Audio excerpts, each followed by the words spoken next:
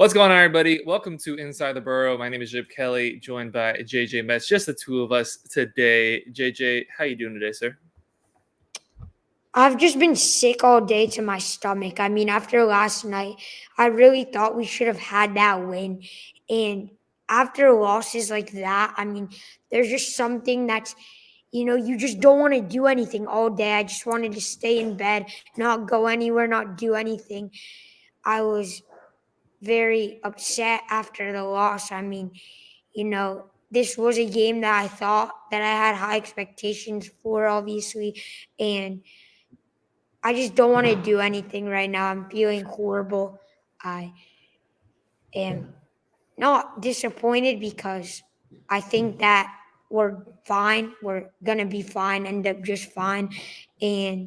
But I did think we should have won this game. And on a primetime game in Madison Square Garden, top 20 matchup, when the whole world is watching, this is the one time FAU could prove that that Final Four run was legit and not just a fluke. And their first chance, they didn't really capitalize on it, but we'll get back to work. In Arizona, probably the number one team in the country, if they continue to win out with hard matchups coming up. If they're able to win out to the point, we have a chance to do it again against the number one overall seed, and hopefully that is a different outcome.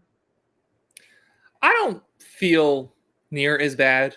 FAU is a program that it feels like if you don't win, then we're ready to have the wheels fall off. Like last year with Conference USA when we fell to Middle Tennessee, it really made you wonder how the season was going to finish. But I think we've bought ourselves some breathing room, especially with that win earlier on with Texas A&M. We have the opportunity later on with Arizona over in Las Vegas and have a pretty difficult schedule with the conference schedule. We should win the conference, but there's some good teams in there. So we'll get right into this. So we're going to break down the three games that we played, mostly obviously yesterday against Illinois. There's no game this week, till the next time we have recording, but we'll talk a little bit about FIU at the end. But yeah, that first game that we're going to talk about against Illinois up in Madison Square Garden, the place that we got ourselves into the Final Four with victories over Tennessee and Kansas State. Very fortunate enough, I was there. I had a fantastic time. And the Owls did not have as great of a time yesterday, falling 98-89.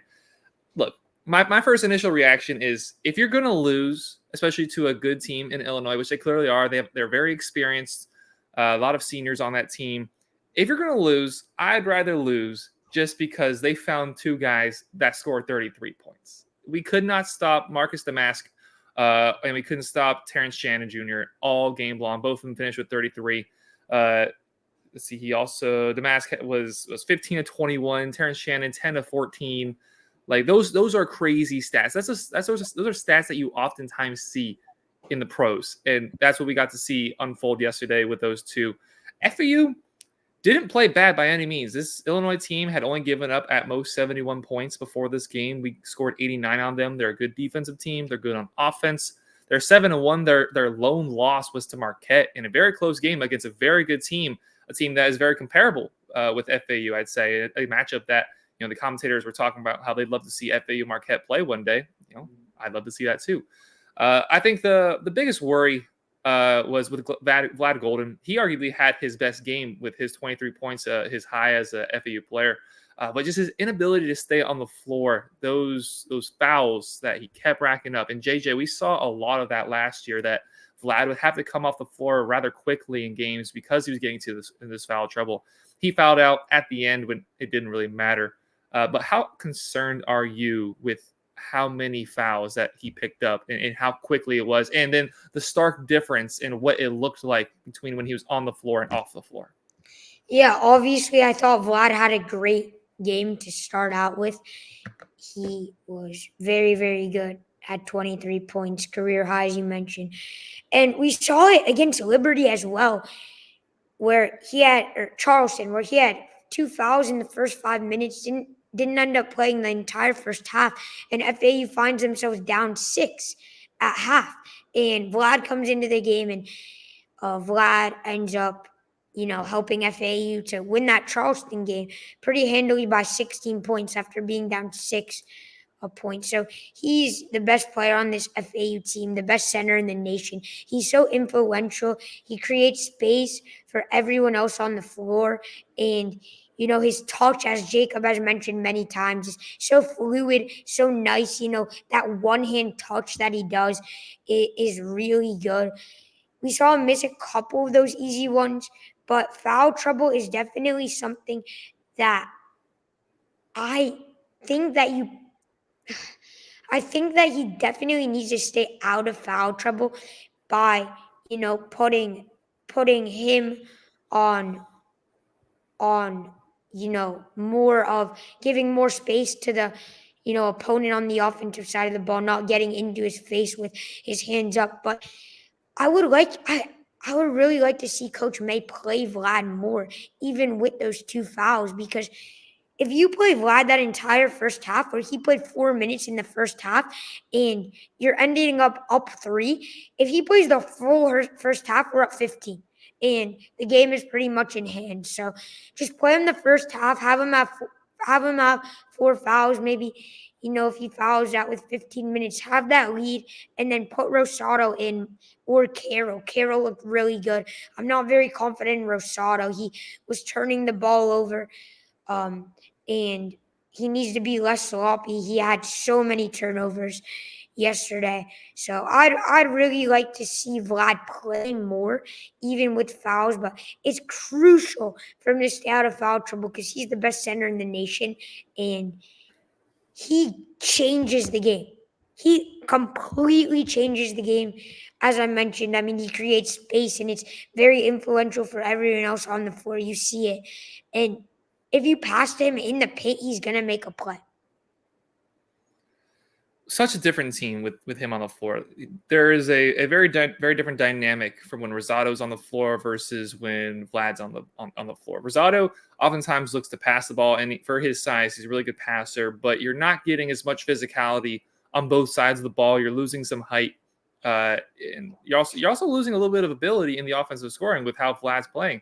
Last year we kind of looked at as Rosado as the more offensive big, where that's just simply not the case anymore. Vlad is scoring 16.2 points per game compared to Rosado, who's scoring 8.7 points per game.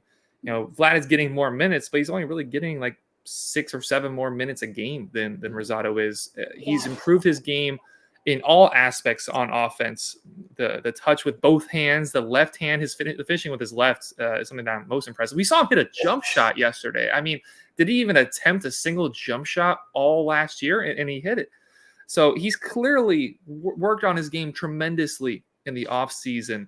And as somebody who played center, albeit I'm 6'6", so I was never going to play Division I collegiate basketball as a center. But as somebody who played even varsity center, it's so hard for when you're very lanky, when you have that size, it's so hard to not get called with those little fouls, because oftentimes you're the biggest guy on the floor. So any sort of contact you make with somebody, it's going to be a little exaggerated. It's going to be worse than if your point guard, than if Janelle Davis made the same type of contact, the other guy may not even feel it. Probably just blows past him, hits the layup, whatever it is. But when Vlad makes that contact, it looks worse. His arms are really long. When they come down, it's very easy to see the angle up like this or down like this. It's very easy to see when Vlad fouls people. So this was an issue last year. It cost him minutes in really opportune times. And this year, to his credit, I think he's gotten a little bit better.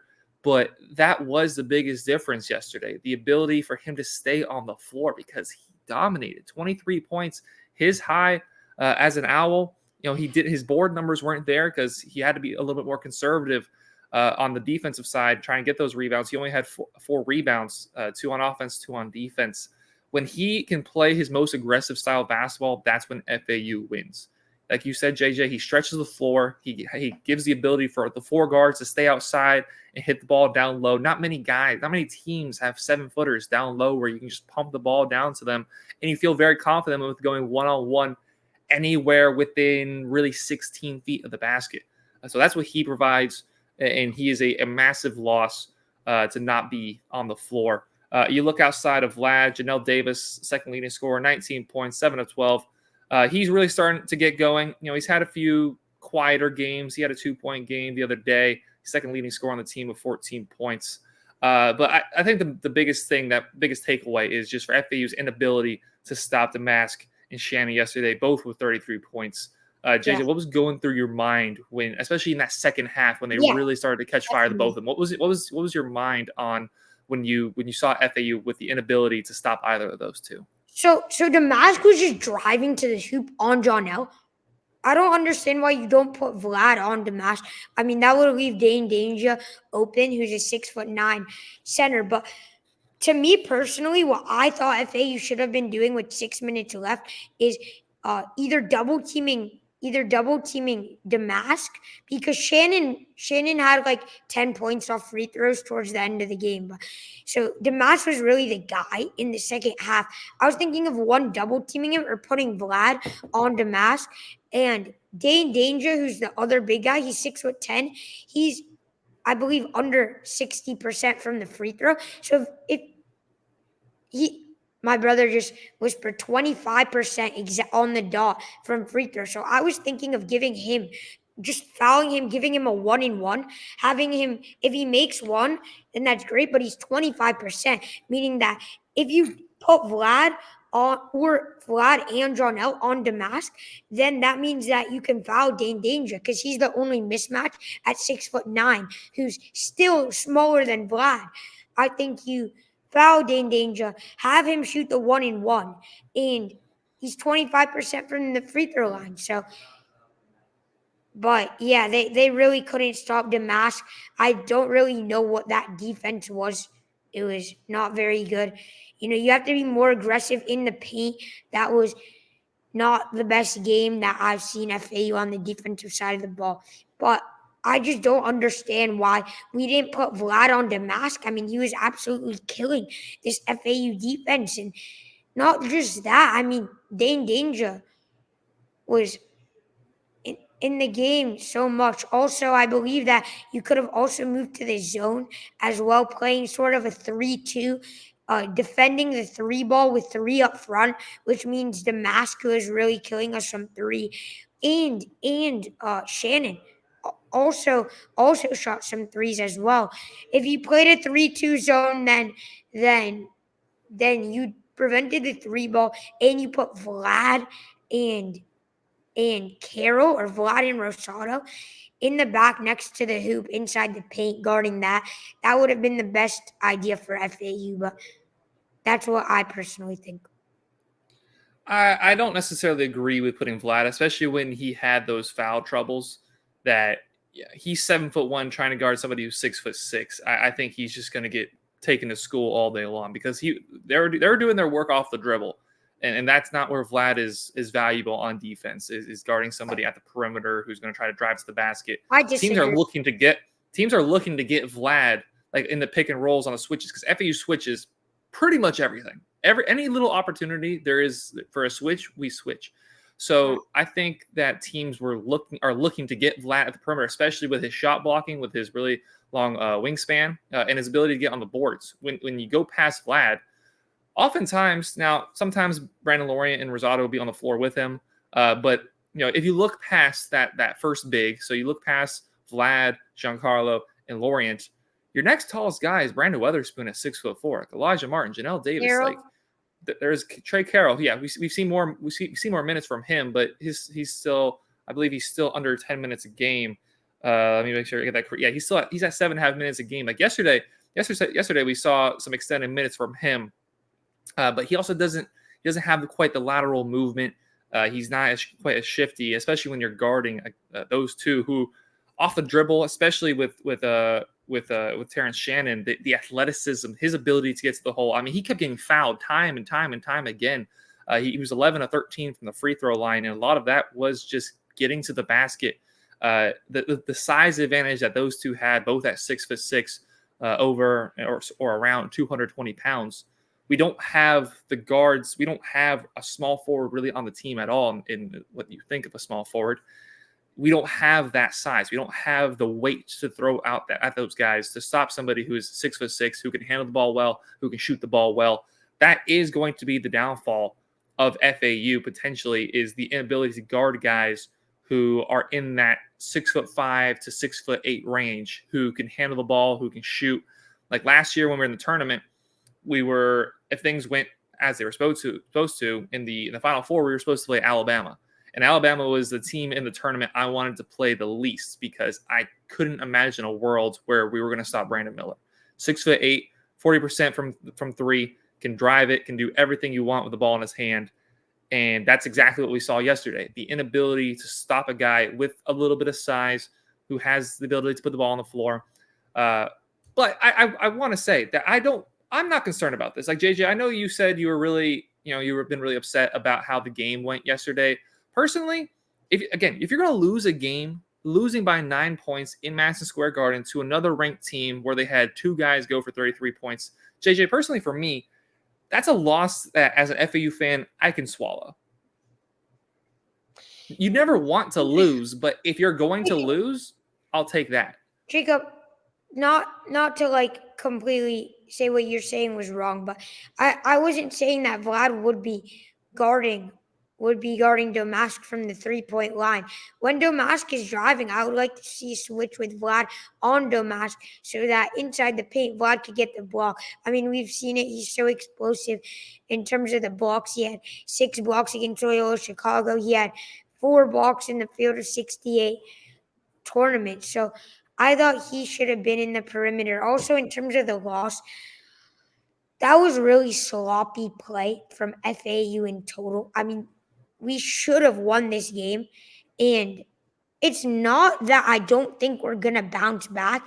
It's just they had the game of their life. They went off, and we played not even close to our expectations. So if that's what it's gonna take for FAU, I would be happy because that was one of the most sloppy games I've seen FAU play. Besides for Davis was able to get to the hoop, but some of the decisions that were made were really bad. Obviously, missing 2 free throws, down 4 with Vlad. Elijah Martin shooting that 3-point shot down 84-80, and the ball, he shoots the 3 right away. Elijah should drive. He gets to the hoop better than anyone on the team. Fouling down 4 as well with 1 minute and 41 seconds, and you foul. I mean, I would like to wait to see them foul until under 1 minute left. And since they did it so early, it turned into having 2 shots with Shannon with 1 minute in 5 plus. So I didn't think that this was a great game, but I'm more mad at the fact that I want this team to reach their potential, and it hurts to lose. And that was very sloppy. And of course, Illinois is the game of their life. Domask and Shannon, do the unthinkable with 66 combined points. But it's crazy how teams always go off against FAU. And we'll be just fine. We'll be right back inside the top 10 when we smack Arizona. I love how you ended that. Yeah, I'm not too concerned. There's clear things that you can fix, or clear pointers as to what went wrong. And I think you nailed it on the head there with a bunch. There was shot selection that was like a little curious at times. I think they got a little caught in the moment when Illinois was going on their run, especially at the time of the game that it was. You're looking at 4 or 5 minutes left, even less, like minute and a half left when Elijah took that 3 or whatever was left on the clock. The shot selection sometimes wasn't there. It felt a little bit rushed. It felt like, and that shot specifically, he's trying to win the game on that one shot rather than just play the offense, realize you have time, you have your best available unit on the floor, hit a shot, make a stop, hit a shot, and it's a tied game or potentially having the lead. So that was a little bit rushed. The fouling, look, we hit on it a lot. Don't need to hit on it too much. Vlad getting his fouls. And as well as Greenlee at the end with right under a minute left, fouling him right off of the rip. Not the best idea there. They had like 2 or 3 really strong runs there in the second half, and that's what basketball is. Basketball is a game of runs. We saw us have some 8-0 runs, some 10-2 runs. They had an 11-0 run. They had an 8-0 run. Their runs just came at the better time. They're an incredible team. If we played again today, the score could very well be 98-89 in FAU's favor. So this is a team that very likely we could see again come tournament time. But till then, FAU just has to find things to improve on, and Yeah. then go from there. Yeah, and if Illinois shot 40% from three as a team.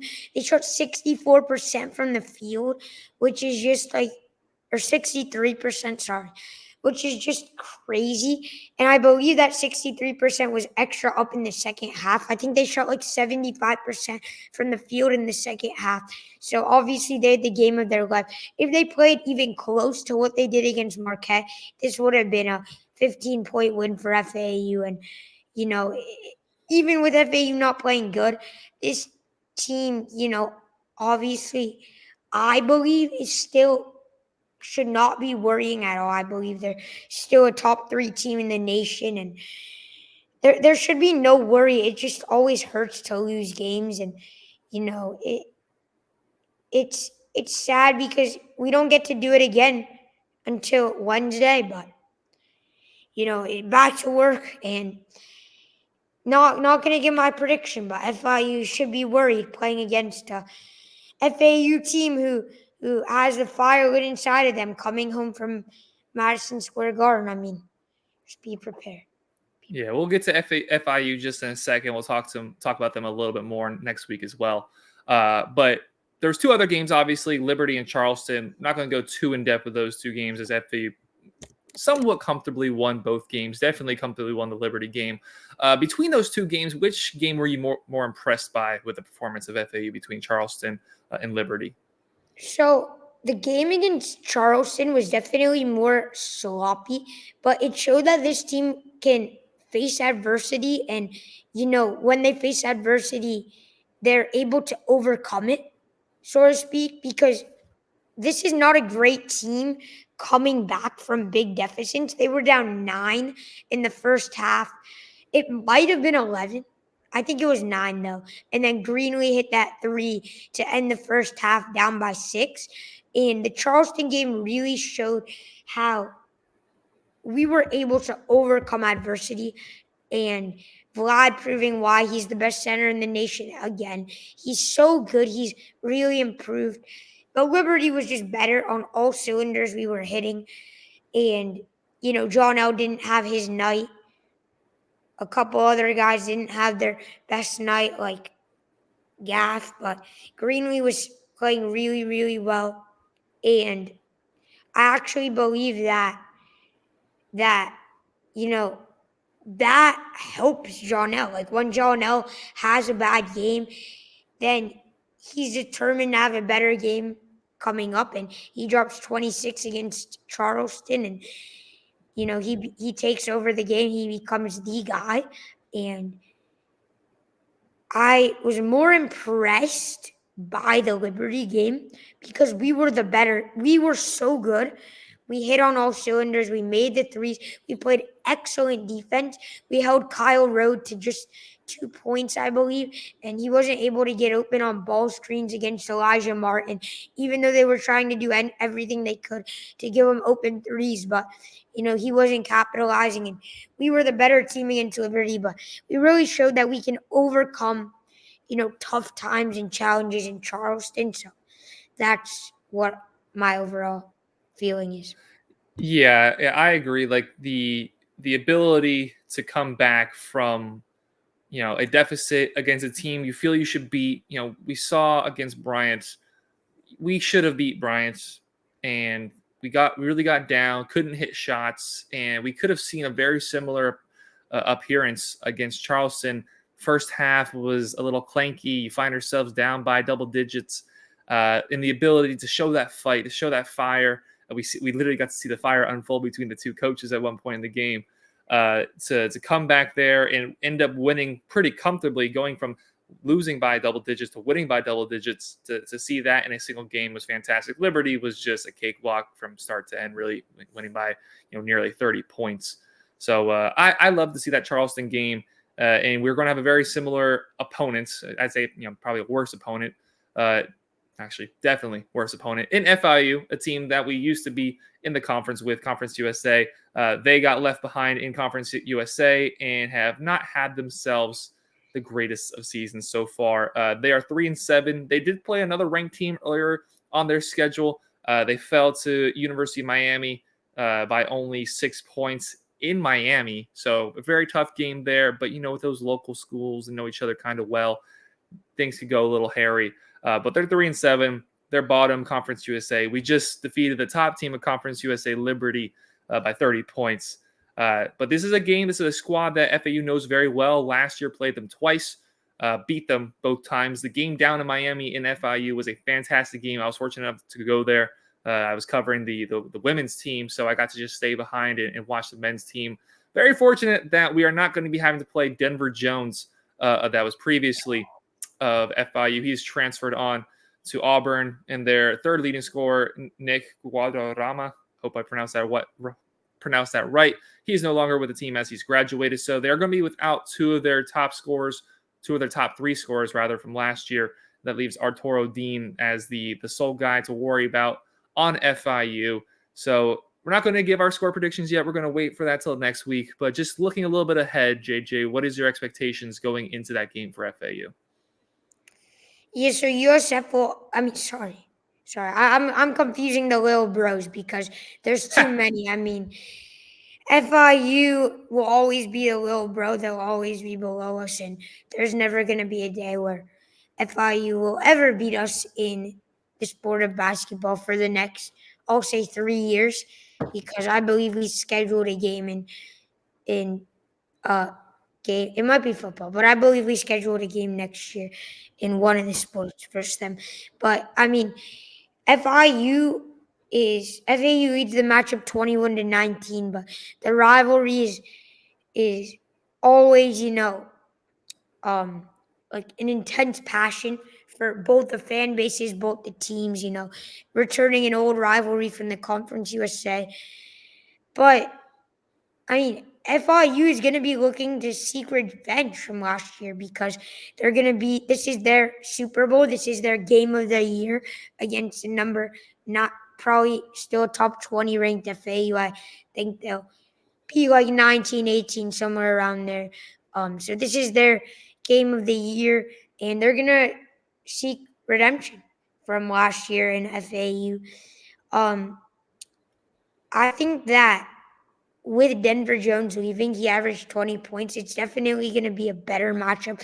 FIU is obviously not, a great team this year as opposed to what they were last year. I believe that I could be very wrong on this, but I believe that they're 3-7. Yes, they've been pretty bad. Some of the schools that they've lost to have been pretty bad too. The guy that you have to look out for is Arturo Dean. I mean, he's a small point guard, and he is very good. He averages 14 points a game. He dropped 27 in the last game versus LIU, but FIU has a amazing opportunity to pull off, a once in a lifetime upset in their Super Bowl against Big Bro. So, I mean, if I'm an FIU fan, I really am upset. I'm sad because, I mean,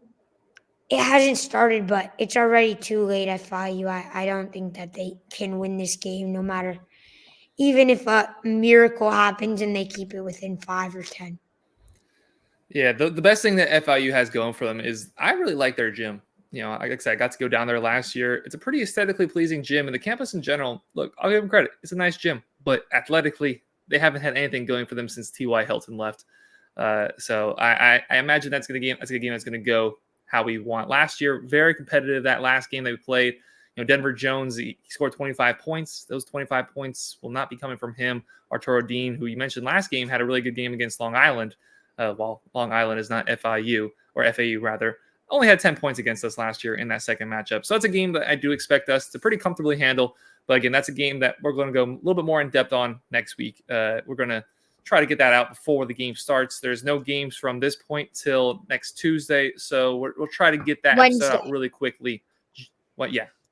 Wednesday is that next game. So we're going to try to get that episode out quickly enough for you guys so you can hear our thoughts on the FIU FAU game. But that is it for us here. Just over 30 minutes. Expected this to be a little shorter than usual. Sorry, Rick, but oh well, you'll be okay. We appreciate y'all very much for tuning in today. Let us know your thoughts on all three of the games we played, but of course, the most notable one, the loss against Illinois. Let us know your thoughts down in the comments below, how you thought about watching that game. While you're down there, please hit that like button. Those interactions mean so much. Hit that subscribe button. If you'd like more FAU content, go over to FAUowlsnest.com. See a lot of written content and subscribe to see more video formatted stuff going on over here. But that is it for me, Jacob Kelly, JJ Metz. We appreciate y'all very much for watching. Hope everybody watching has a great rest of your day. Go Owls. Take care, everybody.